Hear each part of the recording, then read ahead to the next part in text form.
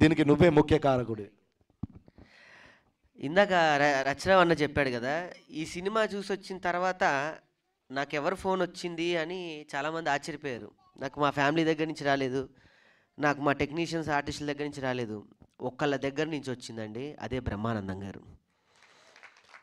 బ్రహ్మానందం గారు ఫోన్ చేశారు అంటే రచన చెప్పడానికి చేసి, బ్రహ్మానందం గారు ఇంతకుముందు ఒక వారం నుంచి మాట్లాడుతూనే ఉన్నాను ఏదైనా కార్యక్రమానికి ముఖ్య అతిథిగా పిలుద్దామని, కానీ వారు వేరే కారణాల వల్ల ఎక్కడో ఉండటం వల్ల రాలేదు.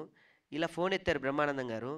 ఒక సినిమాలో కనుక ట్రైన్ వెళ్తుంటే అక్కడికి వెళ్ళి నాని అని అరుస్తారు చూడండి, నేను ఫోన్ ఎత్తంగానే గురువు గారు కొట్టానేను అని చెప్పి ఫోన్ పెట్టేశాడు. దెబ్బకు ఫోన్ చేశాడంట రచనకి, వాడికి ఏమైందో కనుక్కోరా ముందు అని.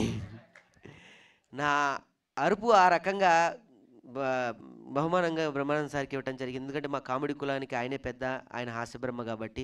ఈ సభాముఖంగా సార్ మీకు కూడా కృతజ్ఞతలు, థ్యాంక్ యూ వెరీ మచ్.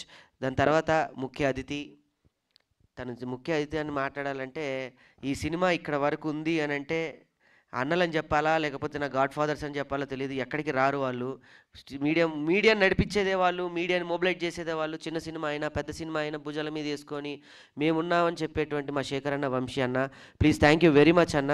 మీరు ఎలా